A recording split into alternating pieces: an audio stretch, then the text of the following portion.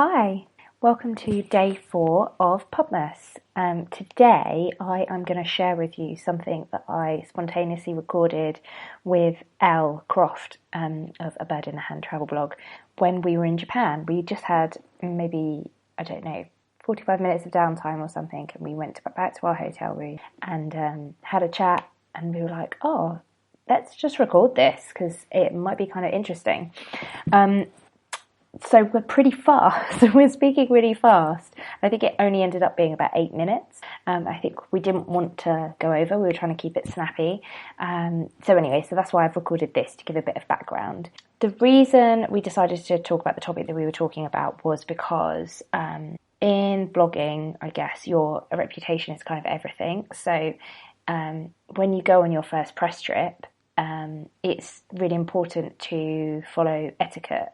We've all been there. Like, I haven't been super professional all of the time, and I look back at some things and just cringe at my behaviour. I've never done anything like been rude or got absolutely hammered or not delivered what I said I was going to deliver, but little things like that can ruin your reputation. And I guess because there isn't a set thing of rules to follow, like, it's easy to just fall into the trap of getting a bit entitled. And we didn't, I suppose this is a bit of a stupid ramble.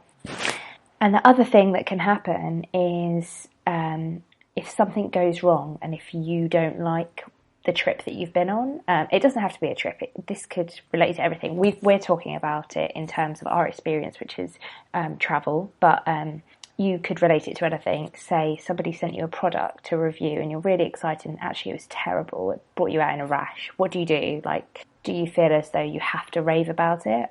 No, we think not, but it's not as clear cut as that, is it? Because you're a professional. So anyway, so that's what we decided to talk about, what to do if in a brand collaboration situation things aren't quite right.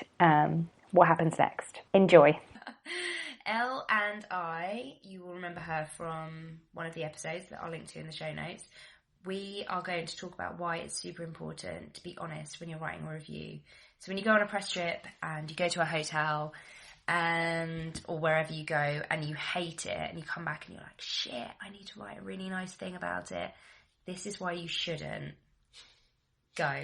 Well, so I've just had a personal experience of taking a blogger's recommendation and then regretting it a lot afterwards. So it was accommodation on a trip that I went on, and I read about this property and trusted the blogger's recommendation and turned up, and it was absolutely nothing like described, and it was just shocking. It was dirty and horrible, and I felt unsafe, and I just had the worst night's sleep ever.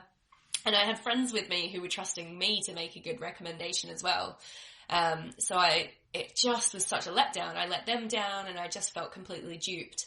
And actually it's been a useful experience for now reviewing stuff, because now I think about that every time. Because so the recommendation that you took, or the person that you took the recommendation of, you won't trust them again. I will never use their blog to find a recommendation again, And that's just one tiny review, and that person maybe didn't even realise that just pleasing the brand, or maybe, like, we don't know, we're totally assuming things, but let's just say, for argument's sake, that they reviewed this brand, were paid to review this brand, then felt really awkward that it was shit, but just thought, I'm getting paid or whatever, so I'm going to give them a glowing review. That's it. That's that one tiny, tiny bit of copy that means that you're not going to read any of their other stuff. And this person might want to sell things in the future, like guides and stuff. You're never going to buy them. No. And I think it is just, you might not think about the big picture, or you might not even believe that you have enough influence for someone to book something directly. Like, you might not actually believe that that's happening, but if it does happen, if it's happening and people probably aren't telling you, if they're having a good experience, if they are taking a recommendation and having a good experience, they're probably not coming back to you to tell you that. Yeah. But if it happens that you recommend something and then someone has a bad experience, they will probably tell you that they've had that bad experience. So what should you do? Because, so I've had bad experiences before, and the first thing I've done is go back to the hotel or go back to the PR that's organised it and then said, this part about the trip wasn't great, these are the reasons why, and given them the option to kind of, actually it's not really even giving them the option to argue it back, it's more to give them the heads up, like, I'm probably not going to include this in my review, or what would you do in that situation? What do you do? I've been quite lucky in that the only really negative experiences I've had are more to do with either the people I'm with that I haven't got along with, or just like they've been divas stuff, or whatever, and that's been painful for me, or like the PR didn't necessarily create a particularly good itinerary or whatever, which isn't the fault of the destination. So that's another thing that you need to separate as well, I suppose. First of all, separate whether it's a circumstantial thing or something that if anybody else booked the trip, they would have to deal with. Because if it's anything to do with, like, the people that you have to travel with, then obviously... Yeah, but sometimes that can colour your whole experience. Totally. And so you think you've had a terrible trip, but actually the destination was great and had a lot going for it. So I try and focus on the destination because that's what I'm writing about anyway. Yeah. And there's always something good to find in a destination. I mean, I've never been to somewhere that I can't find something good in the destination, or where I would just recommend that people don't travel to. Yeah. Or then I just wouldn't blog about it. But then I've never been somewhere where I have pressure to write about it. I really hated Lucknow in India. Don't go there, it's shit.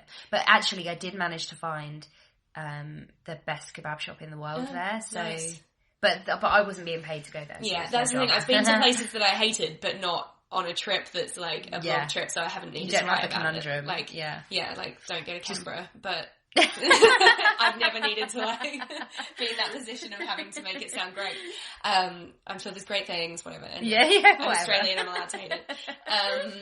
But also, I've never had a really awful hotel experience. I've stayed in hotels that I've hated, but I have a very specific type of hotel that I love, but there are people who I know would appreciate the hotel that I've stayed at, or that just want a cheap hotel and so they don't care if it's like the most cute boutique place ever. So again, I tend to just find like the good thing in it, but I will be honest about it. I'll be like, this isn't boutique, it's not luxury, but if you are looking for a cheap hotel in this area, this might be a good option for you. So I kind of try and frame it in like, here's who it might be for, here's who it's probably not for. Yeah, that's a good way of doing it, because then you're not being an arsehole. You're not just ranting for rant's sake. Because I feel like the biggest thing with everyone's blog, it's so personal, and nobody really wants to write a TripAdvisor review on their blog. No. It's not that we don't want to be honest, it's that we don't want a boring old whiny blog full of this hotel was rubbish and I hated this because of this. But if you can frame it in a different way... Yeah. So these are I'm going to summarise because we're... Can I put one more thing in real quick? No. Yeah, you can. So I have stayed at one hotel that I absolutely hated and never would have recommended. And I put it in the blog post that I did. The blog post was about the destination. It was like a guide to the destination. And in the accommodation section, I wrote, I stayed here. It was booked for me for this trip. I wouldn't recommend it at all. Here are some options that I found online, like Airbnbs or hotels that look like they'd be great options. But the whole post was really positive about the destination. How did you deal with that? So we told the PR that we didn't love it, and she was like, okay. She didn't freak out. You went back to the PR on that. I did, but I wouldn't have felt like I needed to. I would have still included it, and because the post was positive overall. But I think it's nice to go back to the PR because it's just courtesy. Because it's not nice for them to read a blog post that's great and then like, oh, why couldn't? Because they have to arrange press trips going forward as well. So it's important that you go back to them, I think. But she wasn't working directly with the brand, the hotel brand. So for her, it was kind of like whatever. So it was a bit different, but I was just like quite honest in my post about that. Yeah. We'll link to it in the show notes so you can see how to kind of frame things in a good way. So I think our tips would be, if you go on a press trip or whatever, you go to a hotel for a review, you hate it, don't know how to blog about it. Number one, maybe go back to the person who's organised it for you and just let them know Number 2, find a way to frame it in a different way. And it doesn't have to be, you don't have to make that disingenuous. It can be very, very honest and genuine, but it doesn't need to be bitchy. And number 3, don't be bitchy and don't lie. Yeah, don't lie. Yeah, I think that's the Think about your readers, and if someone booked it, would they come back to you angry? You only have your reputation, I think, as a blogger. Yeah. So, yeah. That's it from us for today. And by the way, we're in Japan.